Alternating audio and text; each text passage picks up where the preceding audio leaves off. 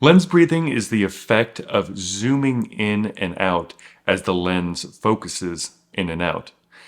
And this is really an effect that you don't want, but is inherent in every lens. And this has really come up as a topic because now we're using a ton of still lenses for video. And with still photography, you really don't have to worry about lens breathing because you're only looking at one frame at a time. While with video, you're seeing a ton of frames playing consecutively. And that zooming in and out effect that's inherent to the lens can look rather amateurish. So usually, or should I say more back in the day when not as many still lenses were used for cinematography, you'd have cinema lenses that were built to not have a lot of focus breathing because that zooming in and out effect can really can be a little distracting. So what Sony has done is provided a lens breathing compensation feature. And what it does is it permanently crops into the image just a little bit. I mean, a noticeable amount, but not like full frame to APS-C or APS-C to micro four thirds type crop.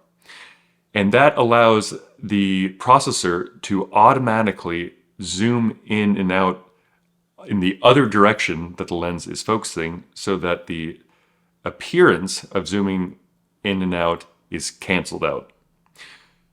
So I've made a little video to show this and what the lens compensation, breathing compensation looks like on and off. The good news for me is this Sony 15mm f1.4 doesn't actually breathe all that much. And so the effect of this compensation on and off is not that apparent.